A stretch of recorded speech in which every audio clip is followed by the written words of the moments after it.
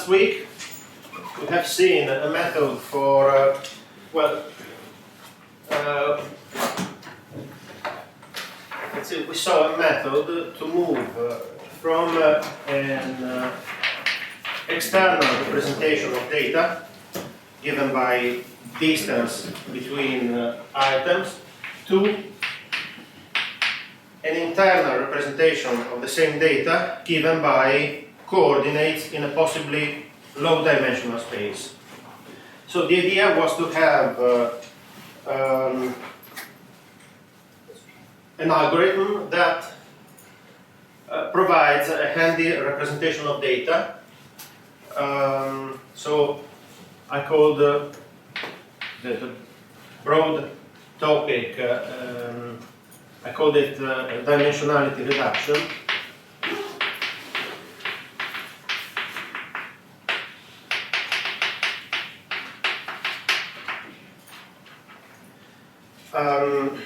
The particular method that we have seen, based on forces between elements, can also be classified as a graph layout mechanism. In fact, if you look, for example, in Wikipedia, you will see that force-based methods are usually mentioned as graph layout mechanisms. You have objects, relationships between objects that you can consider as distances, and you want to place things on a plane so that they look fine, basically.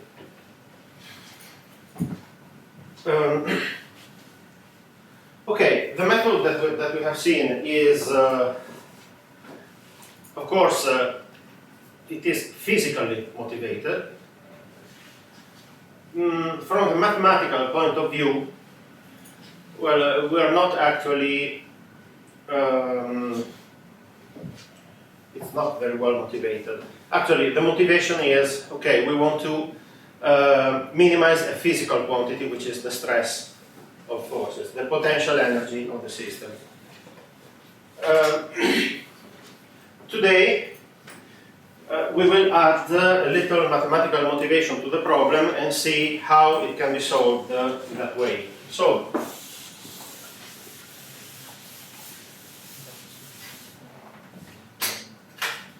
today, we start with an internal representation of items in a high-dimensional space, and we want to move to a different internal representation on a much smaller dimensionality. So this is pure dimensionality reduction.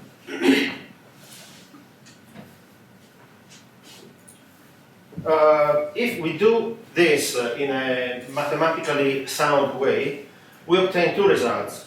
First, if n is small enough, we can actually display our data. So if n is equal to 2 or 3, we are done. We can show our data. The second is well, a little more subtle. You see, when we have data with a very high dimensionality, it turns out that often many of these dimensions are actually disturbing in having a good representation of the data. Not all n dimensions have the same importance in showing, in characterizing our data. And sometimes discarding many of these dimensions turns out to be a good way to improve the quality of the data by removing, we could call it noise. We can see an example of that later. Okay, so so actually I'm not going to show you a method to go from here to here directly, but a method that just provides a new reference frame, so it changes the n coordinates, so that these n coordinates are somehow in order of importance.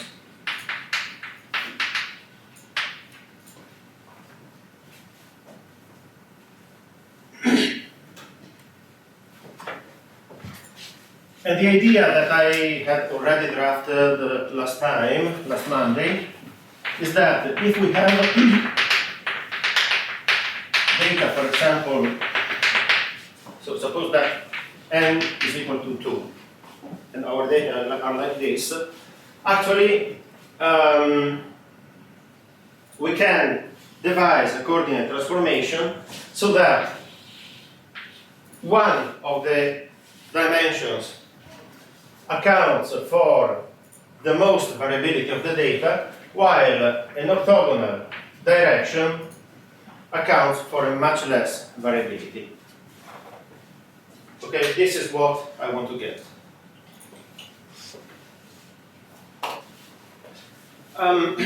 So, first of all, how do we measure variability in our data? Well, for sure you know how to do it in one dimension. As usual, we need to give names to objects. So,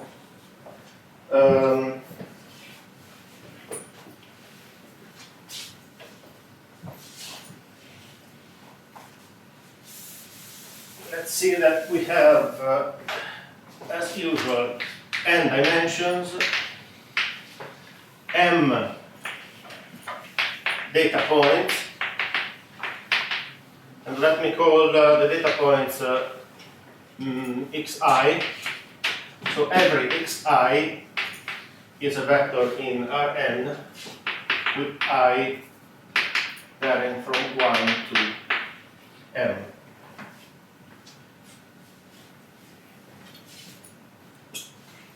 And maybe I can redraw here.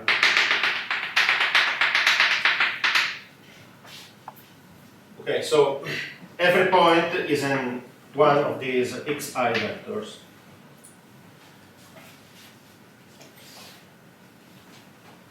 Okay, the first thing we can do with our data is to look at how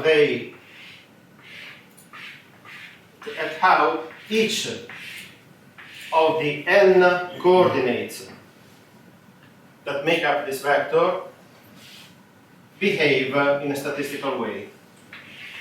So we can look at all first coordinates of our vectors and find, for example, the average coordinate, the arithmetic mean.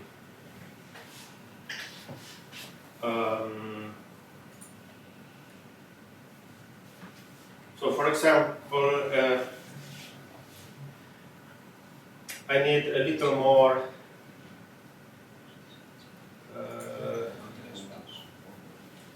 so let me call every xi is an n-dimensional vector. So let's say that its components can be called xi, okay, xi1 down to xi n. So in fact, let's say our data can be represented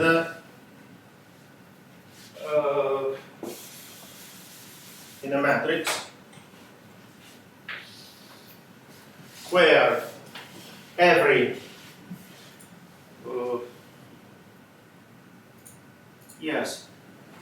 every column is a data item. Let's call this matrix uppercase X. So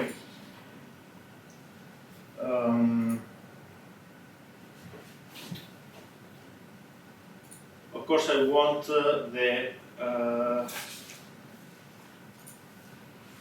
first element to define the row. So this is x1 up to x1 up to xn1, x12 down to xm2, and xm1 down to xmn. So our data vectors are the columns of this matrix. So this is the vector x1, this is what we call the vector x2, and this is vector x. Sorry, x. In fact, I confused.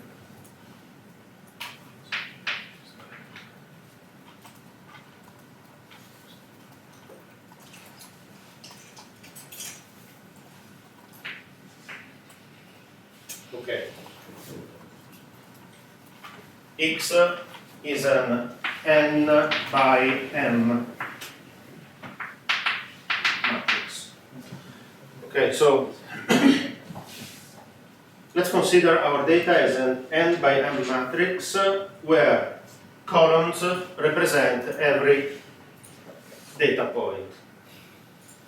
The single rows represent one of the coordinates of our data points.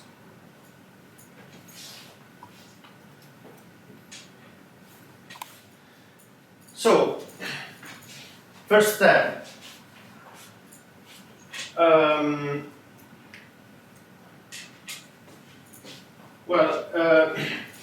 So we are interested in some statistical information of this data. So let's find the mean value of our points along each of the n coordinates. So maybe this is the average of the first coordinate, this is the average of the second coordinate, and so on. Let's call them, okay, move 1, and this is move 2.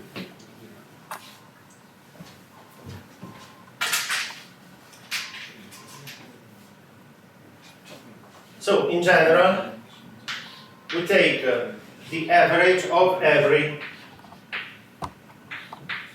row, from move 1 to move n, where the generic move I is the average along the m data items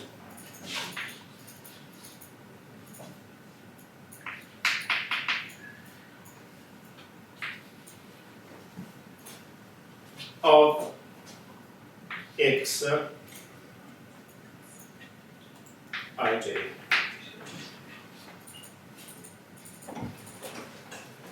Okay, in our case, the average values along each coordinate are the row average of the matrix. And of course, this can be put in vector representation where the vector of mu is simply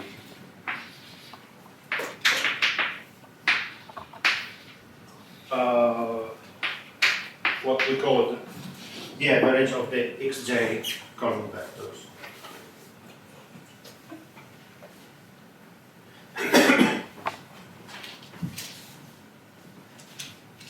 Okay, so of course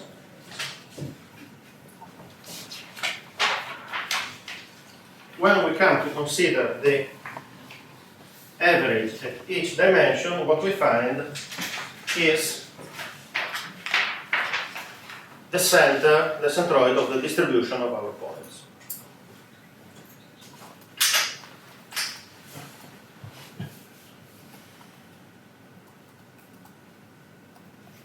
Okay, this is the first step. Now, how can we use this information? This information is fundamental if we want to have a mathematical measure of the dispersion of the data along each dimension, because it allows us to compute the variance of our measures. So if we have mu I, what we want to measure is how dispersed are our values along each axis. So we do this by computing the variance of the I coordinate as the mean value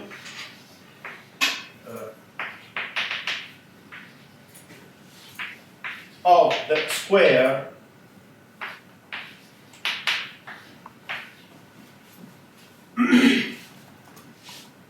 of the differences from the average. Okay. This is the classical definition of variance.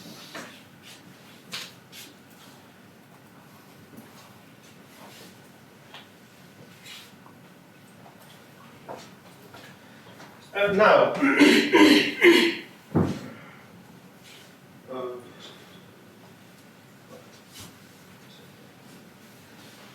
you see, for example, that if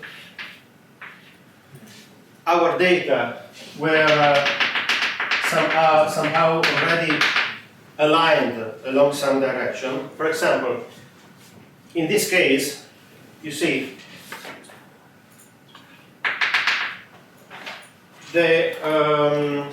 our final purpose, which is to find a coordinate that describes as much as possible our data with the other coordinate that only applies small changes. If the data were like this, well, you see, we would have one coordinate where we have a large dispersion of data, and another coordinate where we have a smaller dispersion of data. So the idea is that in this case, we would, by computing the variance of each coordinate, we would find one coordinate that has a larger variance than the other one. In general, we are not that lucky, so let's consider the general case where data are dispersed in more than one direction. Maybe let's keep considering the diagonal case because it's easier to understand. Okay. You see that here we have, well, you see in this, we can actually simplify this definition if we allow our mean values to be 0. You see, if mu I were 0, then this would be just the sum of the squares of the coordinates, minus 0. So one thing that we can do to simplify our work is this one. Rather than considering this set of points with this set of coordinates, we can actually move our coordinates on the mean point, on the centroid of our distribution. How do we do that? By defining a new, let's call it x hat vector, x hat, as the original vector minus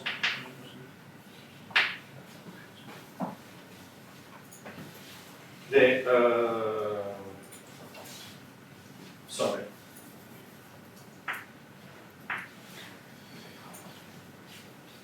minus mu.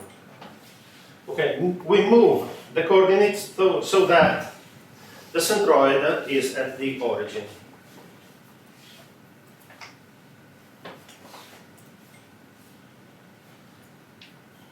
So now instead of considering matrix X, we're considering matrix X hat, where every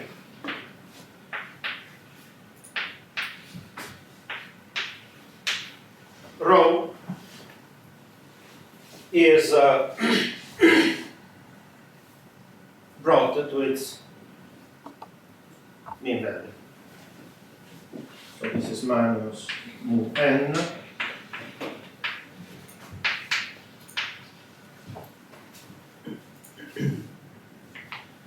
So if we do this, the new variance of the hat matrix is just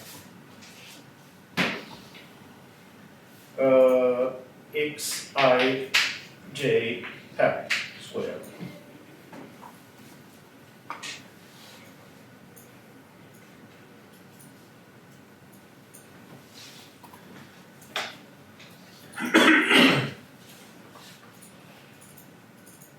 Okay. So let me just keep the important part.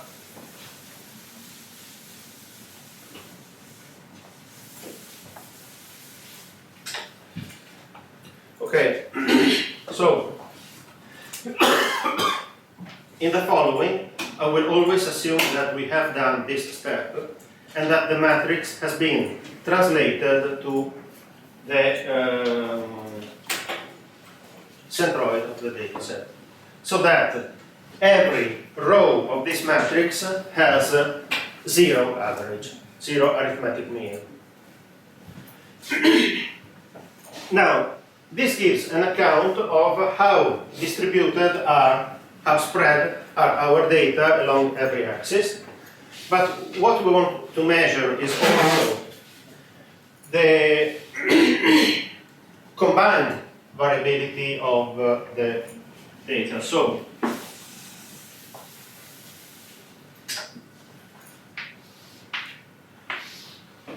now, okay, we are in this situation.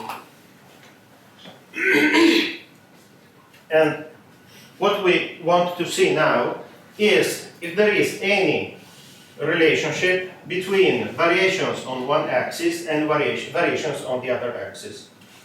For example, here it is obvious that if we go on the positive side of the first axis, the point will probably be on the positive side also in the second axis. There may be, of course, some exceptions, but in general, positive on one axis means positive on the other axis, and vice versa. The standard way to measure this kind of relationship is the so-called covariance measure between two dimensions I and j.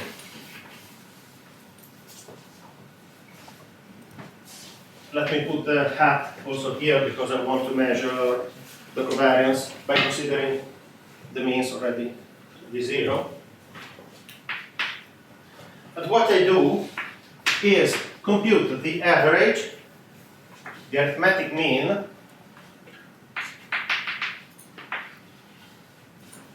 between, okay, I need to, ij, so here I need another index, k.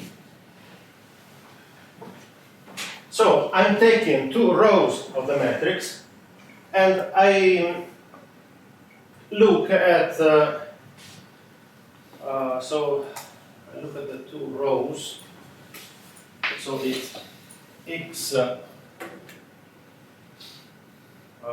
I k times x j k, both taken from the zero average matrix.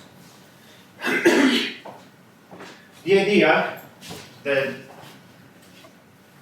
basic idea is that if the two coordinates are simultaneously positive or simultaneously negative, they will contribute with the positive, they will give a positive contribution to this. So a positive covariance will usually mean that the data are somehow related in this positive way. Of course, in a statistical sense. If data were aligned in this direction, we would expect most of the contributions to be negative, because there would be one negative times one positive. Okay, so the sign of the covariance means that there is a sort of trend between the two coordinates.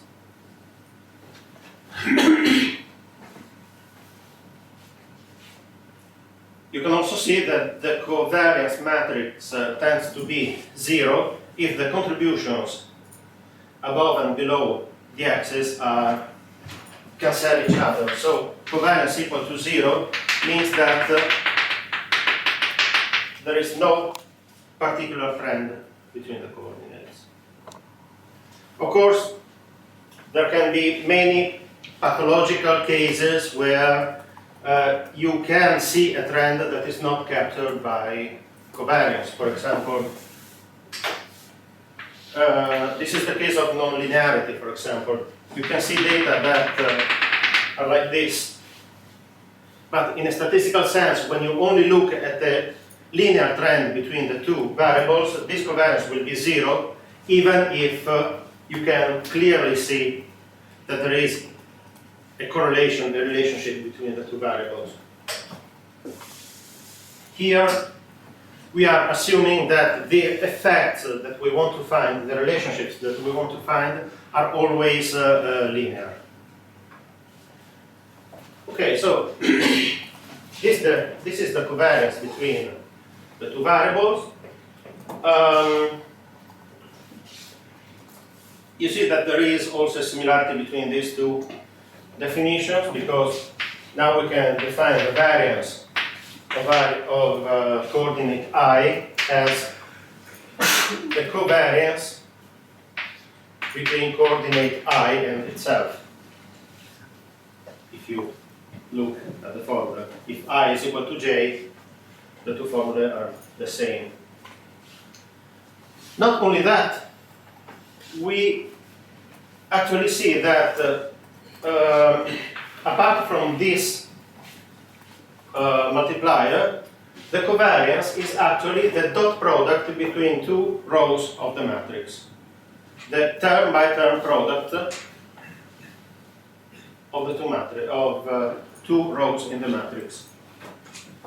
So we can in fact build a covariance matrix. So the matrix of all covariances between coordinates in our system as, okay, every element is the row, dot product of two rows. So if we want to transform it in a row by column product of matrices, we only need to take matrix X and multiply it by its transpose.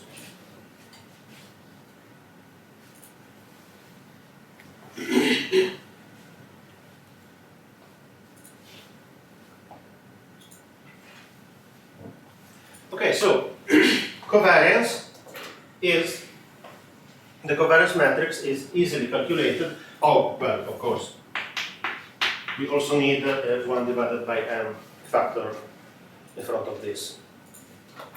But actually, we are not looking at the real covariance value. We are only interested in, having this factor in front or not does not change anything in what I'm going to say now. So, well, let's keep it for a better comprehension, but we could also remove it and everything would work equally well. Okay.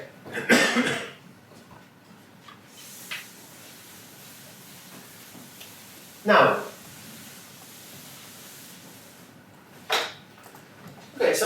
they are in 2 dimensions, so that I can draw things on the blackboard. And that our data, which are centered on their average, okay, from now on. Suppose that they are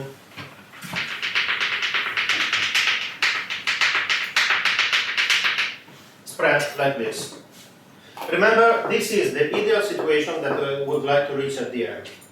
A situation where most of the variability is on the first coordinate, some residual variability on the second coordinate, no relationship between the 2 coordinates. I mean, the data do not show a rising or lowering trend. In this case, the covariance matrix,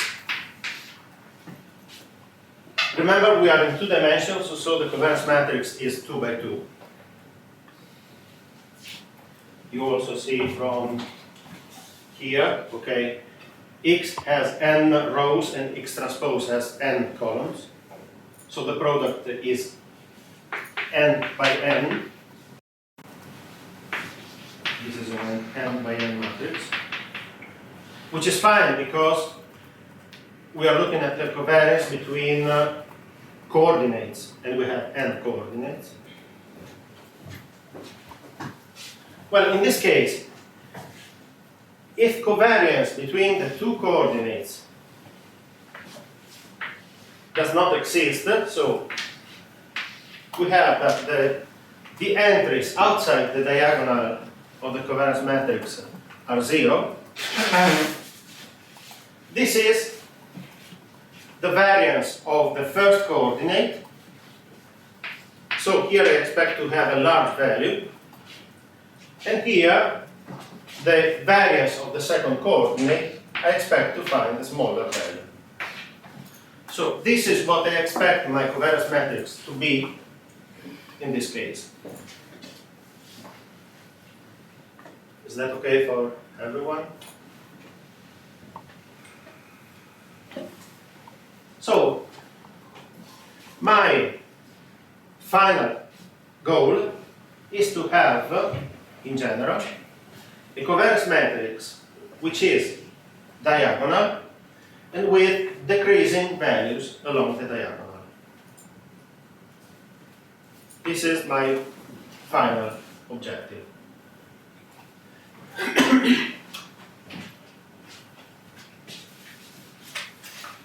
Okay. Oh, by the way, there are some other properties, some properties of the covariance matrix that we are going to exploit. For example, the covariance matrix Ij is symmetric. The covariance between coordinate I and coordinate j is, of course, equal to the covariance between the 2, because I'm taking the pairwise product, so if I invert the factors, nothing changes. You can see it from here. If you transpose this, you still obtain x transpose.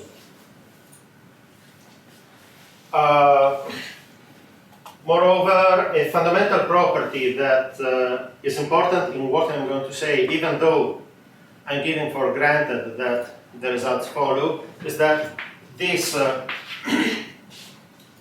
matrix is positive definite.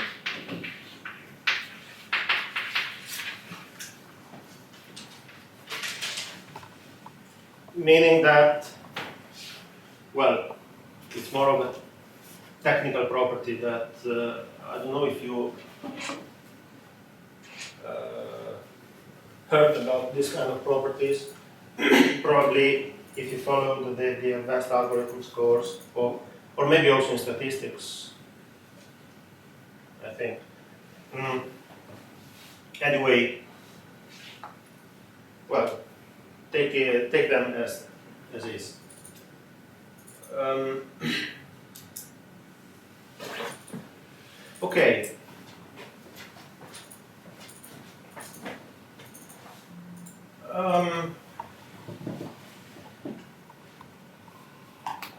I should warn you, in fact, that now comes you can consider the difficult part, or maybe the magic part, because I'm not going into too deep in the details.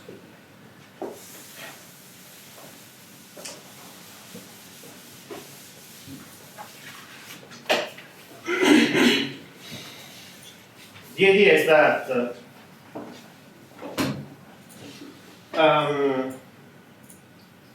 there is a way to diagonalize this matrix, and it is by looking at its eigensystem. So at the system of eigenvectors of the matrix. In particular, if the matrix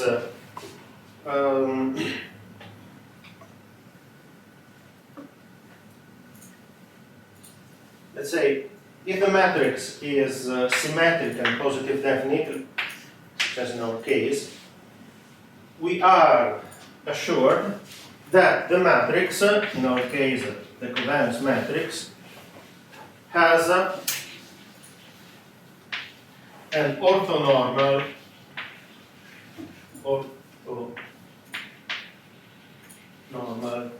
system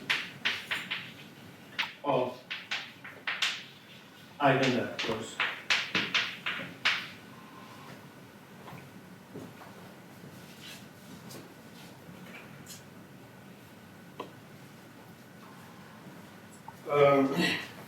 Let me remind you that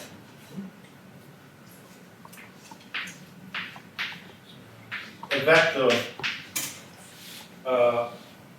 P in Rn is an eigenvector of our matrix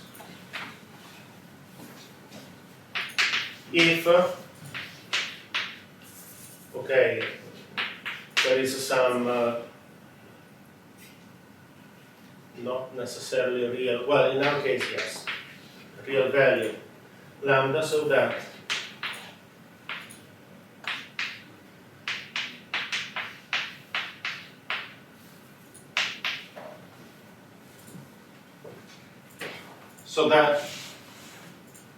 let's say the vector is not rotated by the matrix, but it's only changed in its modulus. Well, it turns out that a well-made matrix, such as a covariance matrix, has precisely, well, not necessarily precisely, but you can always find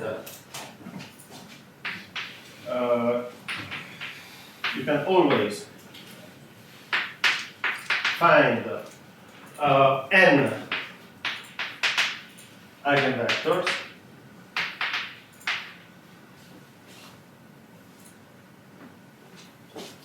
let's call them P1, Pn, such that,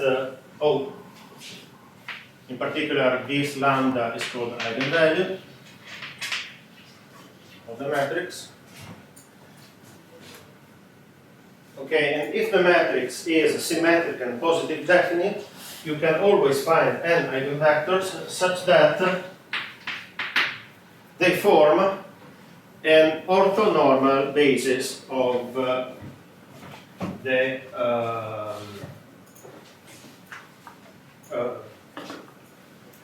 form an orthonormal basis, meaning that the dot product of two eigenvectors, pi and pj, is 0 if I is different from j, so each two different vectors are orthogonal,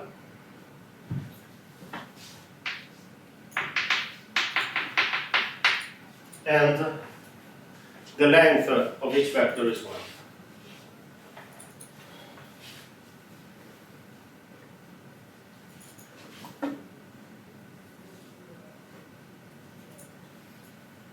Why is this important? Because these eigenvectors are a step into diagonalizing a matrix. So they are a step into finding a different set of coordinates so that the matrix becomes diagonal. Everything outside the diagonal element is 0.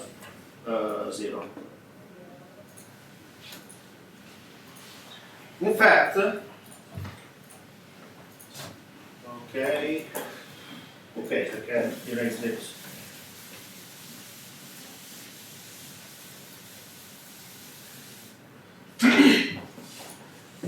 What we actually find in our sample case, like this,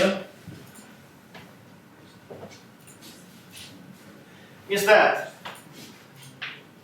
the two eigenvectors, P1 and P2, are like this. So, if our data are well aligned along some direction, one of the eigenvector will actually follow the main, in particular, the eigenvector that corresponds to the largest eigenvalue is always directed along the direction where the spread of your points, the variance of your points along that direction is maximum.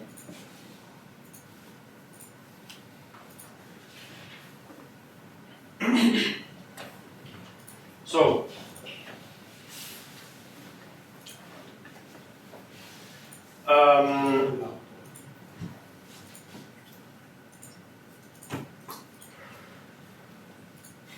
so the idea is this. We can always find n eigenvectors such that they are orthogonal and normal. And with eigenvalues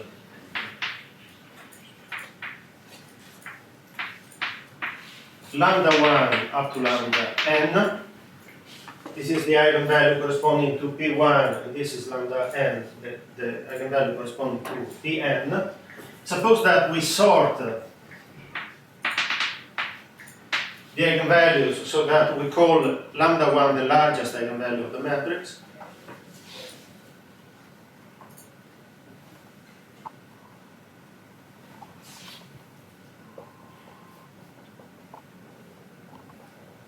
And remember, eigenvectors and eigenvalue means that the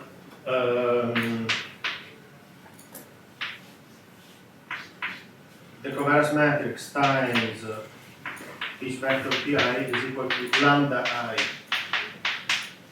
pi, like this. Okay, so this is the fundamental fact that we need to use. So, okay, here we already have the definition of eigenvector and eigenvalue, so I can remove this.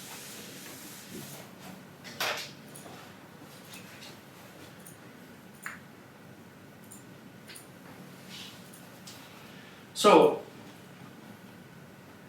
the idea is that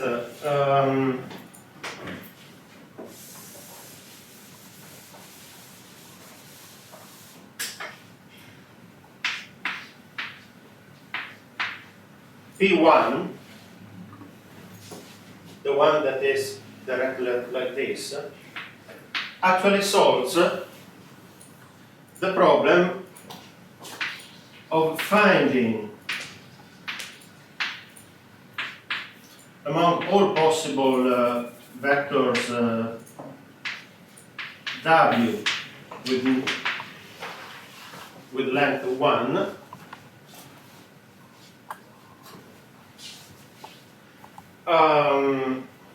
it's the one that maximizes the variance of our data along this direction. So the variance of our set of data x I projected along direction w.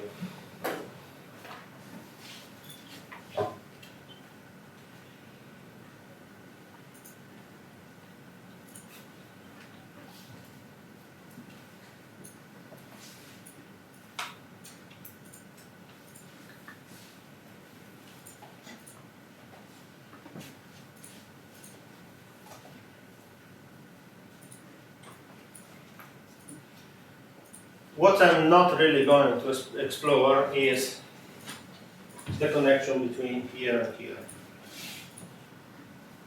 Well, actually, there are many connections that I'm not going to explore because we don't have enough time and possibly not even mathematical basis, but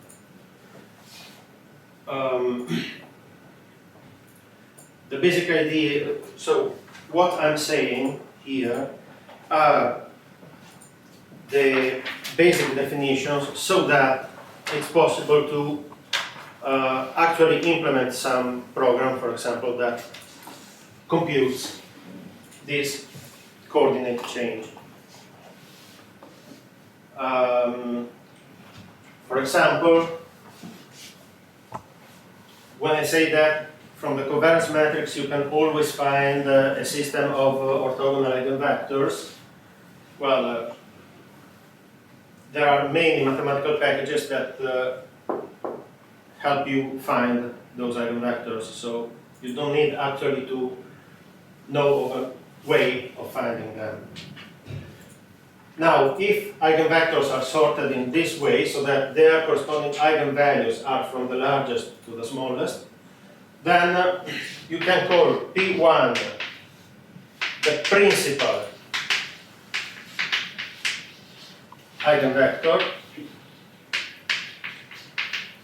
meaning the eigenvector that corresponds to the largest eigenvalue, and the principal eigenvector is the direction, shows the direction where if you project your data along this direction, you get the maximum variance of the data.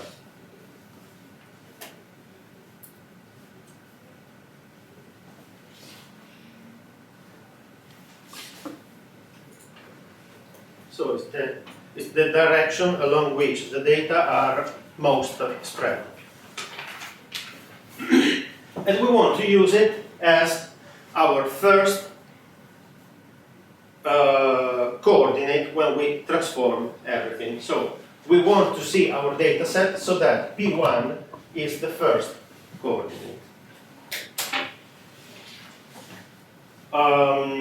The other eigenvectors have similar properties. So if now we remove this first direction from the system and we project everything on the remaining dimensions, then the second eigenvectors is the next one where the dispersion is the largest, and so on.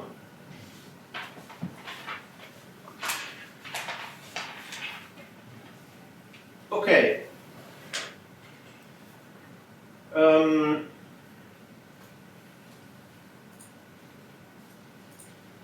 What does this mean?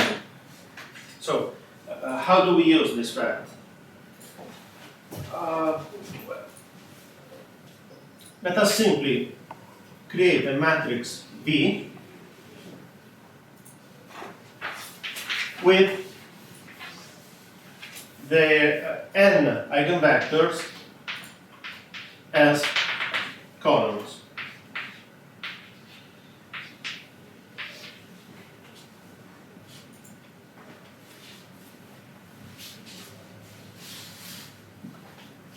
So V is still an n by n matrix.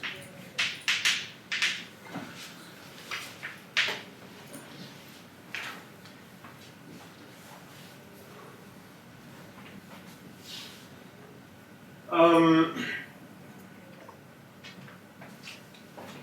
now,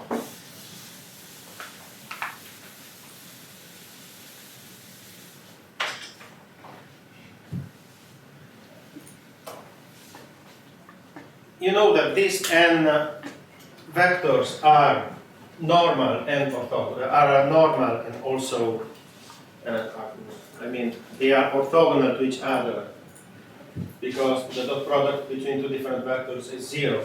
And they have length 1 because the product of the same vector by itself is 1.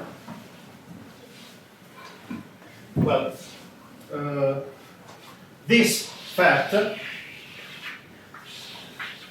can also be written as V times V transpose is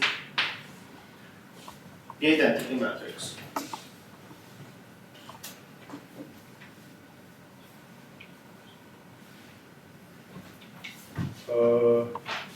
Actually, the product is a row by column, so what I'm actually saying there is that V transpose V is the identity matrix.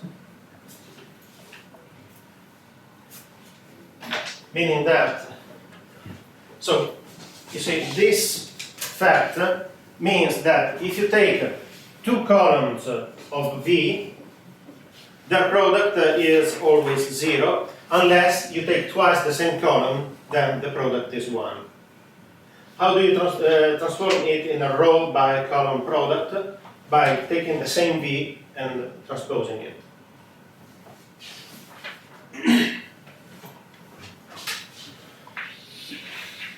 So this is equivalent to saying that the eigenvectors are orthogonal. And this means that actually the transpose of V is also its inverse. Because V multiplied by its transpose is, well, is the identity matrix, meaning the matrix that means 1 in the matrix ring.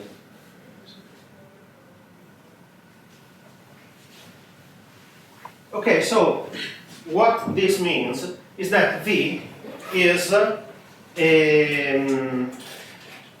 can be seen as a coordinate transformation matrix.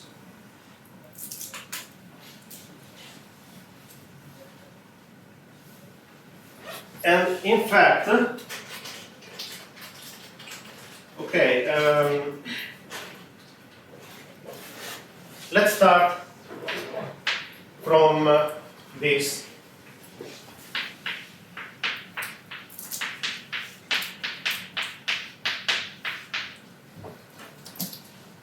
From this definition of eigenvector, okay. Well,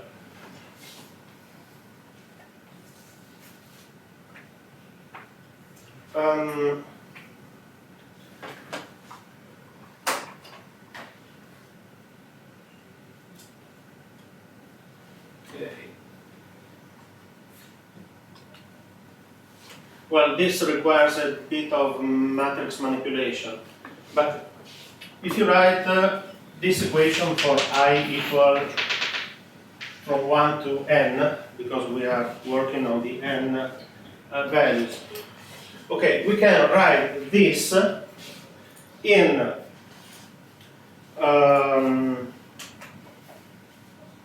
matrix form. Well, it's already a matrix, but suppose that we build a matrix with all the pi in column, like this.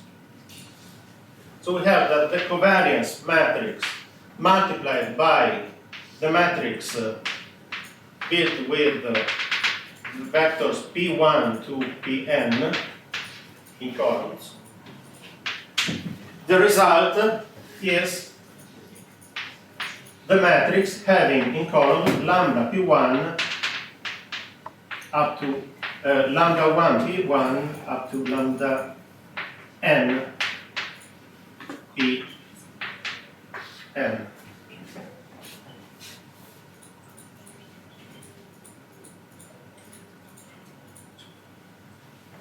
the covariance matrix times the first column of this matrix is equal to the first column of this matrix, and so on.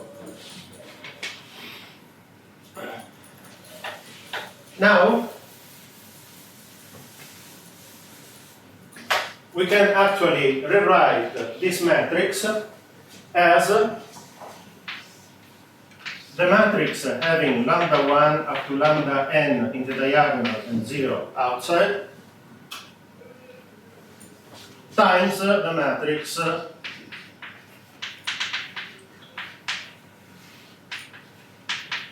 vectors P1, Pn.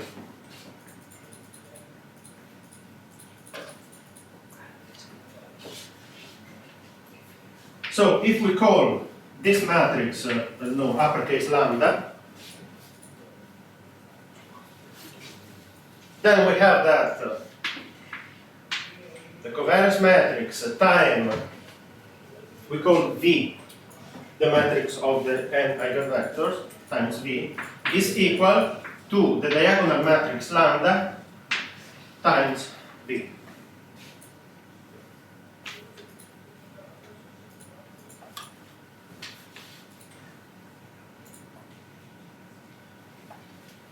Now we can multiply by V transpose on the left side. So we get V transpose covariance V equal to V transpose lambda V, where actually V transpose V is the identity matrix, so this becomes equal to lambda. This is finally what we have. This is the important point, the point of arrival actually. If we build the matrix V so that it contains as columns the n eigenvectors in the orthonormal basis, then matrix V transforms our covariance matrix into a diagonal matrix, meaning that V represents a system of coordinates where all covariances are 0, which is actually a very good property for us, as I said before. It means that every coordinate now captures a different aspect of our data set without linear relationships between them. Okay?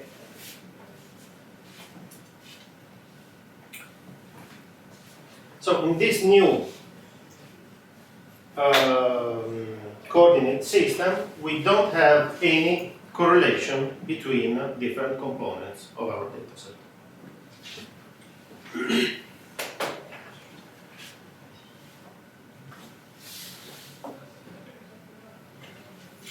Okay.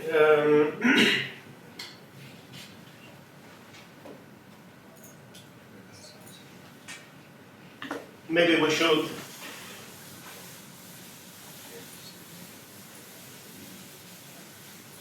recapitulate all the steps. Okay. First of all, this method is called, at least in mathematics and statistics, it's called the principal component analysis.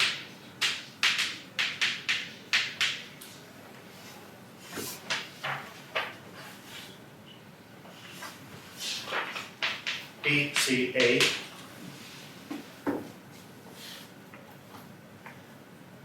And so it's a method by which we can why principal component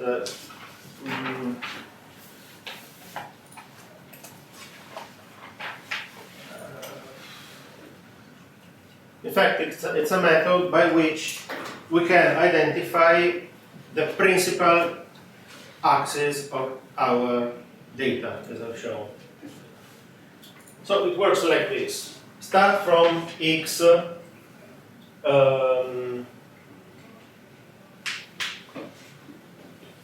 which is n by m matrix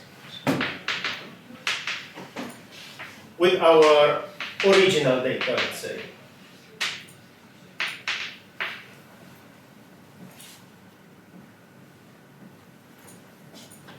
We transform it into x hat, meaning that it's now normalized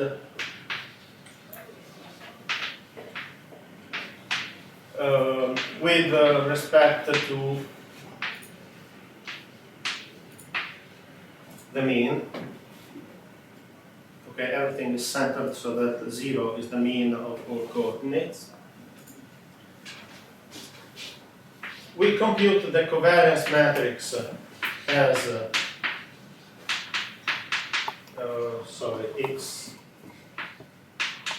X transpose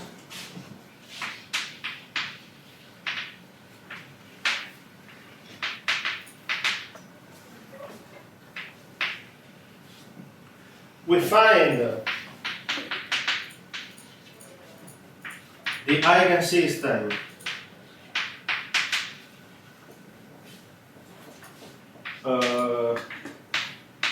P1 up to Pn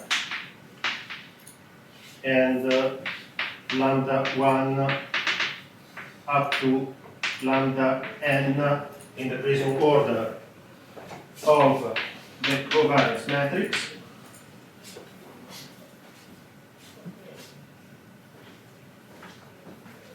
So that the matrix which is traditionally called either V or U, when you have a linear coordinate transformation, usually is represented with a matrix called U or V.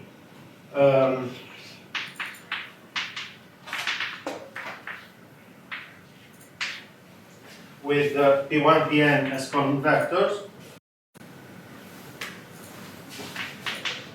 transforms our original covariance matrix into a diagonal matrix.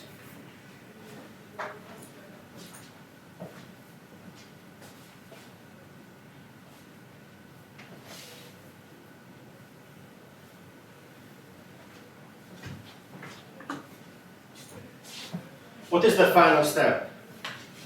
Well,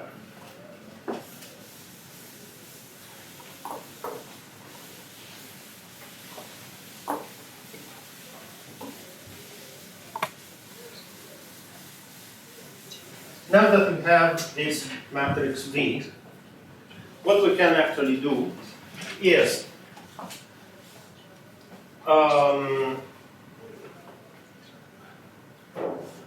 well, we can transform each vector xi hat. Okay, so our original data modulo the translation to the arithmetic mean, so that the mean is 0. We can transform it in the new coordinate system as let's call it xi prime equal to V transpose xi hat.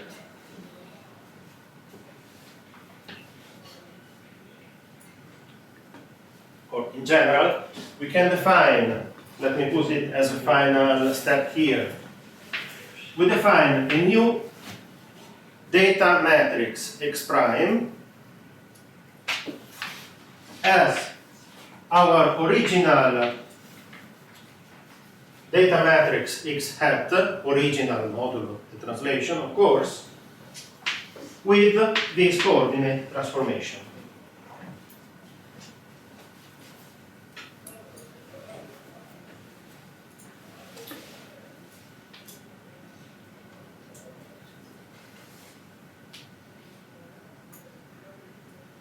And in fact, this data matrix, which corresponds to the original data matrix, translated and rotated so that everything is fine, this data matrix has a covariance equal to 0. How do we know that? Because, well, let's look at it precisely. So the covariance matrix, let's call it cov prime of this matrix, is 1 divided by m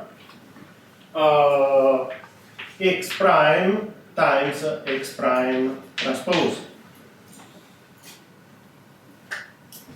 which is exactly equal to 1 divided by m times, okay, x prime is v transpose x hat.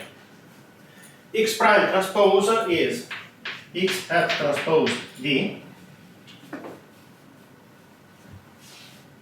which is 1 divided by m v transpose. X hat x transpose is the original covariance matrix, the non-diagonal one, times v.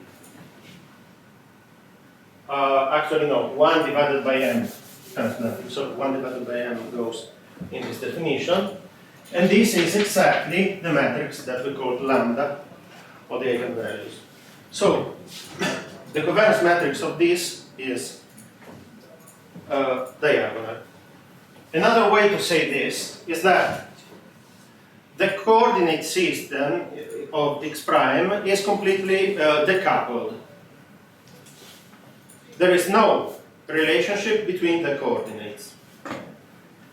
Well, let me stress linear relationship.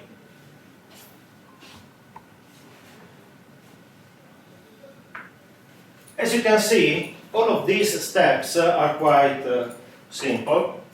The only complex step is this one. Find the eigensystem. Now,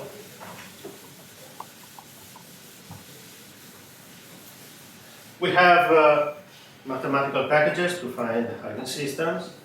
So every programming language has its own. Maybe tomorrow we will see something about that.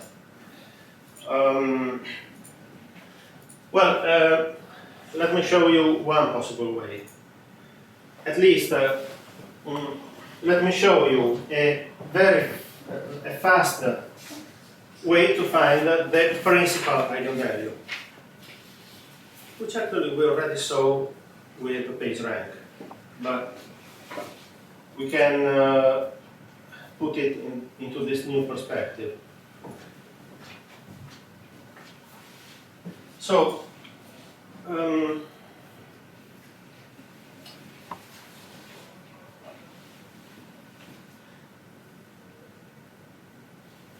let's see.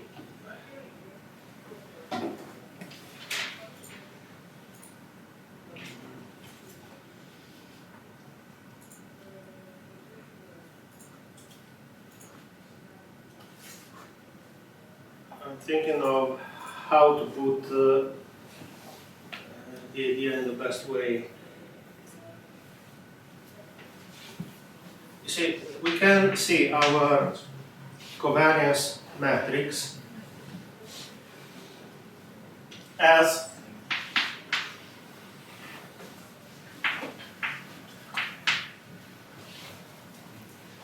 this. Okay. Remember that V transpose covariance V is equal to lambda, so that you can write the covariance matrix as this V lambda V transpose. Now, let's take any. What happens if we take the k power of the covariance matrix? So we multiply the covariance matrix k times by itself. Well, this becomes V lambda V transpose power k. which means V lambda V transpose, V lambda V transpose, and so on. Well, maybe lambda was not the best sign because it's very confusing, but by now, okay. These taken k times, but you know, V transpose V, this is the identity matrix. So all the V transpose V inside here become identity matrix, and this is finally equal to V lambda k V transpose. All the internal V transpose disappear. But lambda k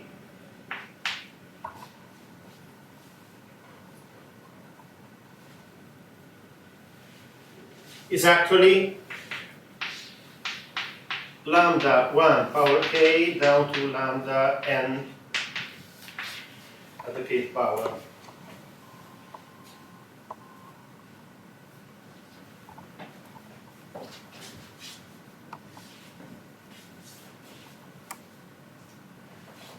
Okay, now comes probably the difficult part.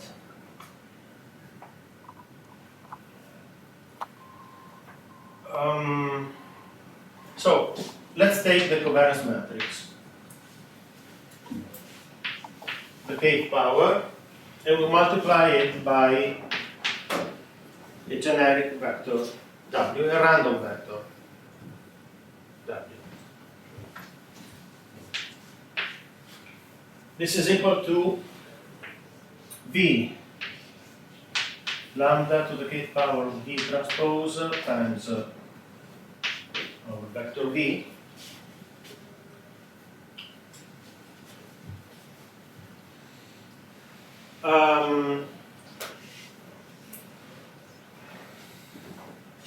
okay, now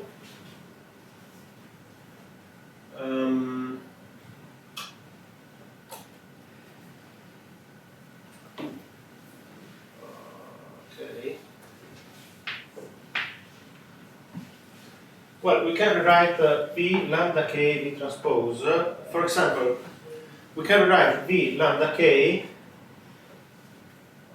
So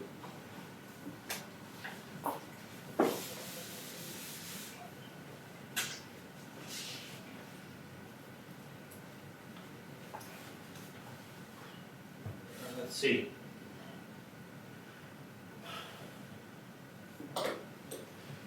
Well, it takes a little time to show.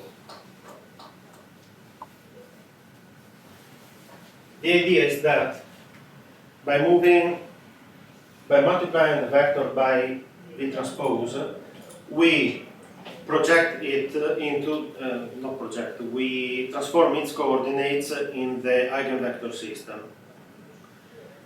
Now, lambda k acts as a multiplier on each eigenvector.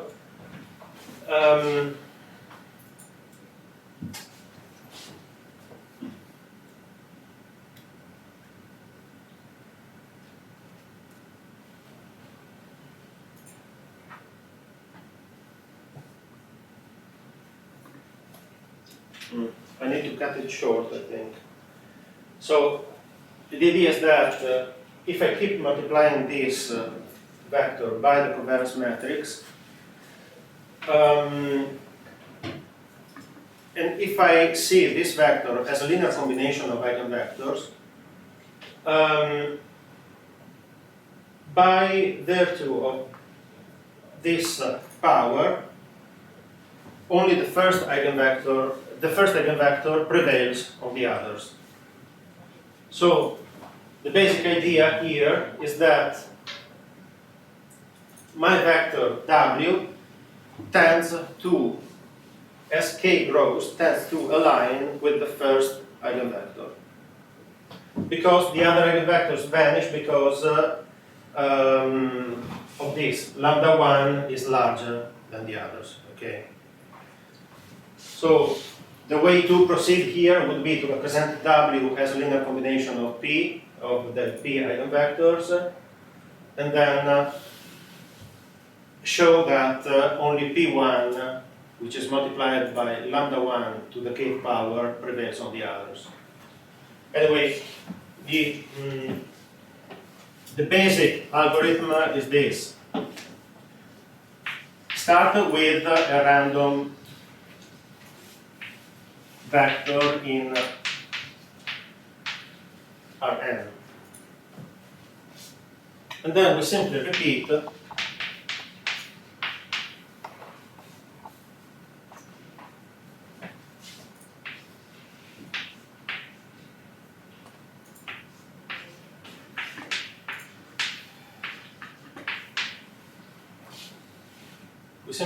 this by repeatedly applying the covariance matrix to W. Of course,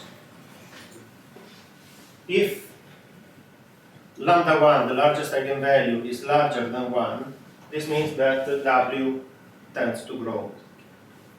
Or if lambda 1 is smaller than 1, W tends to shrink.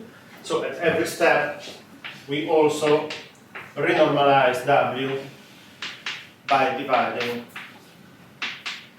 by its norm.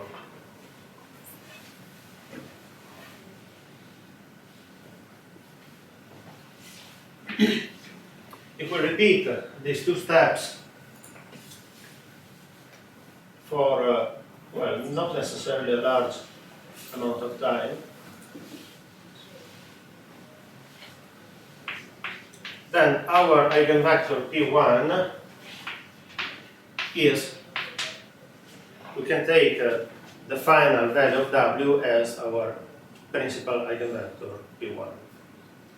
So we can take the vector W to represent the direction along which our data have the largest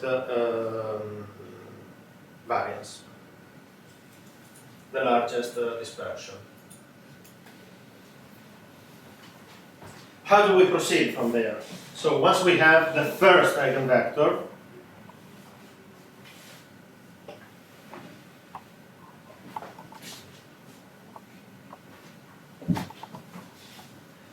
well,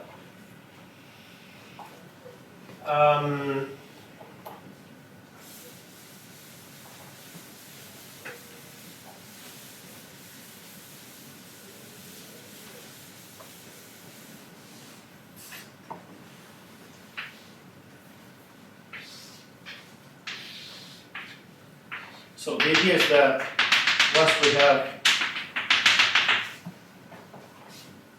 run this loop, our vector W will point along this direction. It might be like this or in the opposite direction, of course. Nothing changes.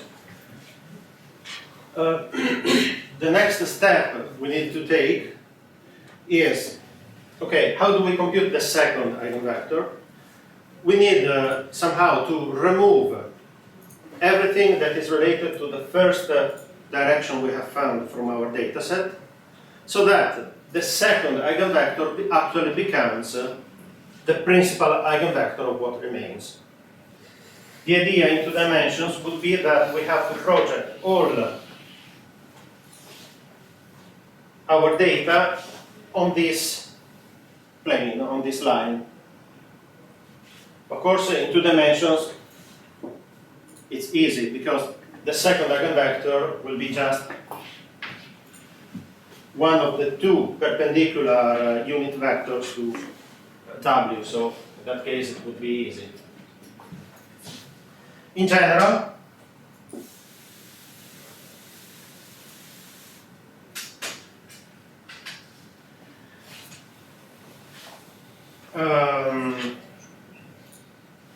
let's see.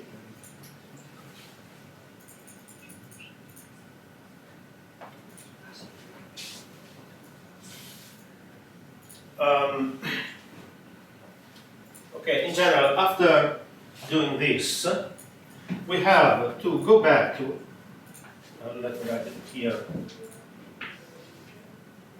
Consider the generic vector xi. So this is our principal eigenvector w. Suppose that this is point xi, which is this vector here. What we want to do is project xi on the perpendicular, on the normal hyperplane with respect to the vector w. This means that we have to take the projection of xi along the vector w and subtract it from xi. So, for every element in our data set, the new value of xi hat will be the previous value. So let's write it like this, minus its projection along w, meaning xi hat scalar product with w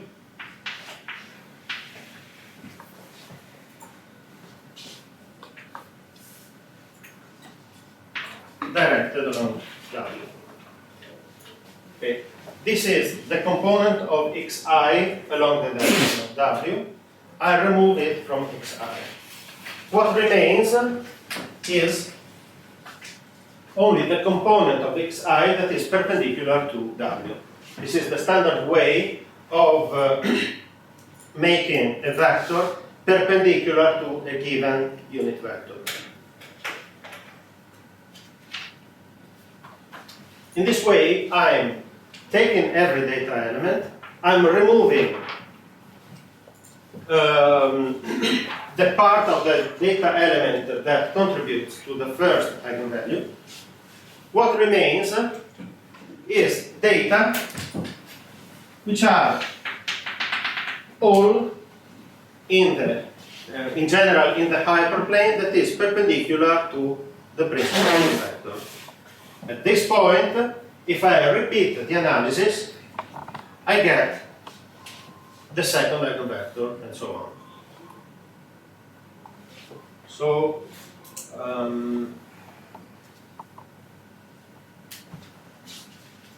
in fact, I can do this for, let's say, k going from 1 to n,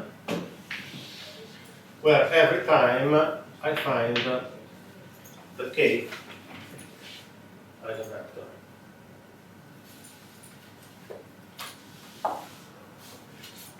By the way, if I find the kth eigenvector like that, I can also find, of course, the kth eigenvalue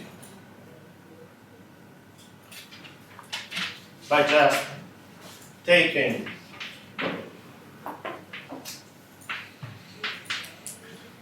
the covariance matrix applied to W and by measuring how long is the vector after the transformation via the covariance. Okay, so I can approximate both the eigenvector and the eigenvalue.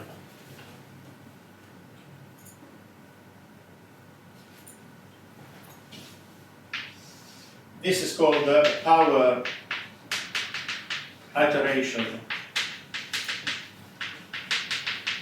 method.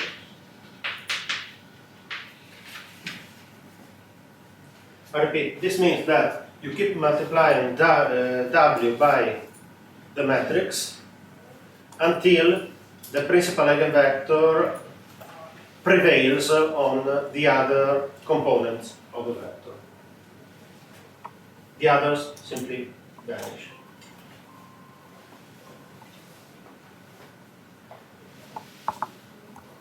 Okay.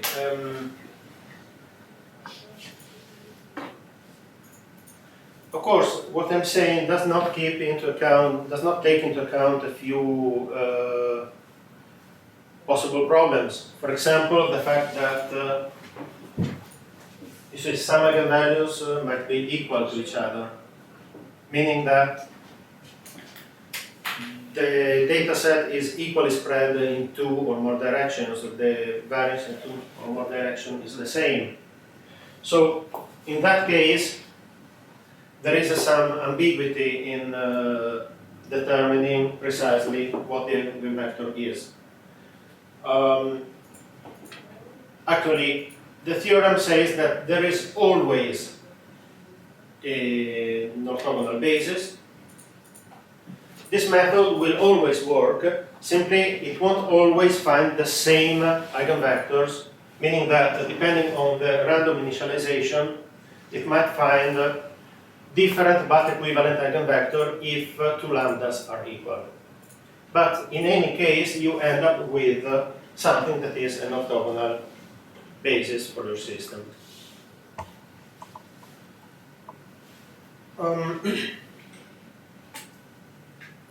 Okay. So this is for actually computing this transformation. Now we have a data set where every dimension is independent of the others. And the dimensions are sorted so that the most important dimension comes first, and so on. What about the last dimensions? The smallest dimensions, the ones that correspond to the smallest eigenvalues? Well, probably, they won't probably be that important, okay? I mean,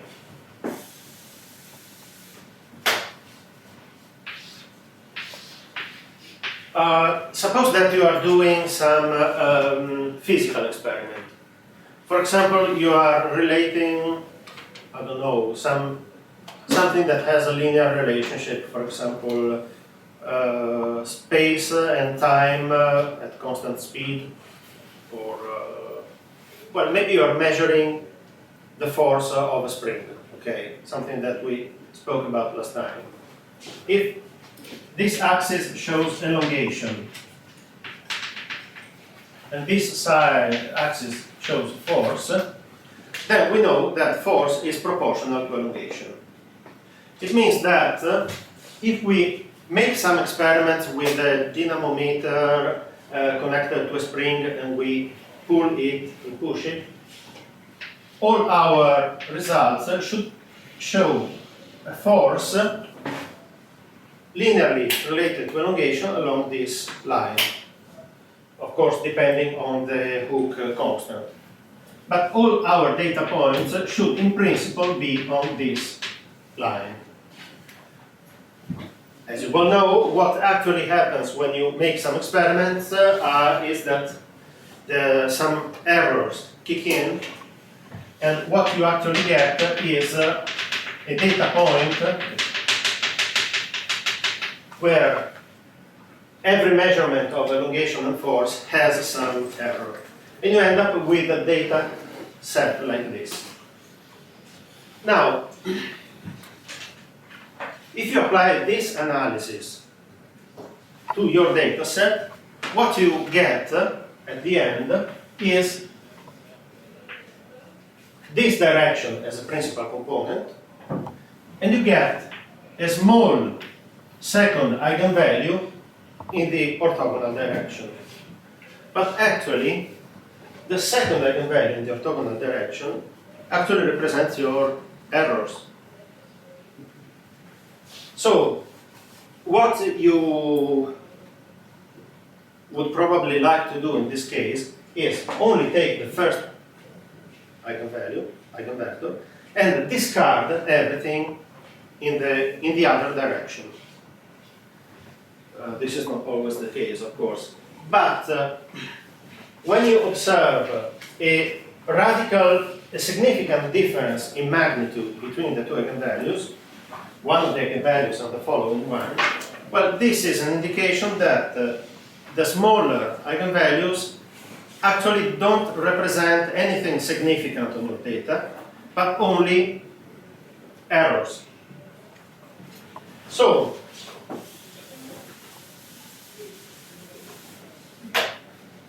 you can actually reduce the problem, the error on your data by disregarding the smaller dimensions. This means that rather than considering, you remember we have matrix V that were the n eigenvectors, and we have the matrix lambda with the n eigenvalues like this. But if some of the eigenvalues are very small, you can actually sometimes improve the significance of your data by pushing all of these eigenvalues to 0. So actually, you are cutting away some part of your matrix. And so you are disregarding a part of the eigenvectors.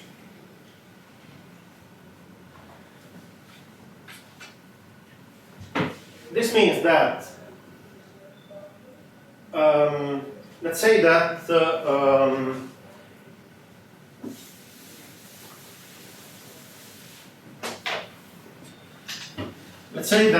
you choose to consider only n prime, which is less than n actual dimensions in your data set. You can take your matrix V and transform it into matrix V prime by only considering the first n prime columns of it.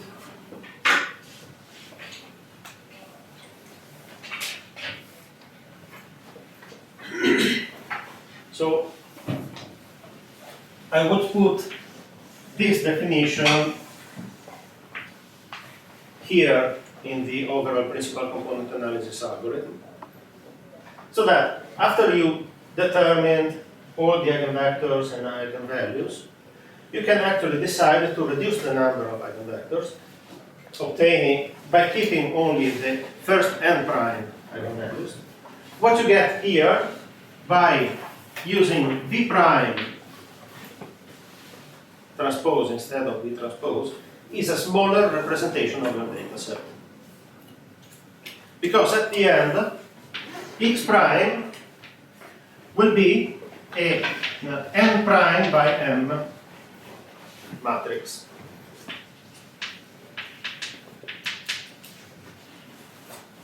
Okay. By looking at the smaller values and deciding to disregard them because they are much less significant than the others, you can get to a more compact representation of your data set. Rather than n dimension, it will have n prime dimensions. The data set will only be an approximation of the original data set because you actually remove the information. What you are doing here is pretend that the smaller eigenvalues are 0. Okay, you make the smaller eigenvalues become 0, and what you get is an n prime by m system. But it's an approximation that is done in order to remove contributions that are probably just noise on your data set. So that principal component analysis can be seen as a dimensionality reduction technique that actually improves the quality of your data. Much of it depends, of course, on what the data means. But, for example, search engines can apply this methodology to actually improve the effectiveness of queries. Maybe next Monday we will see some more specific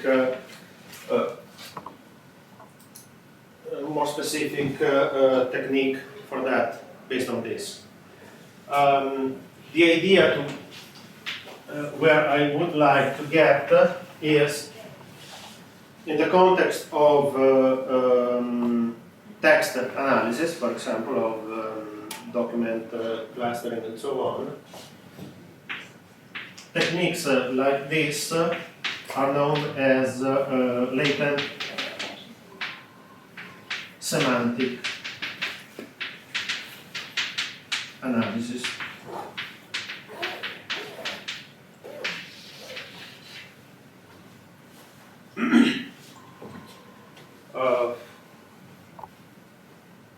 Okay, maybe next Monday we will see more specifically what this means and how we can use it. Okay, tomorrow in the lab, I think we could work on this kind of algorithm. Unless you have better suggestions, of course. Okay, that's all.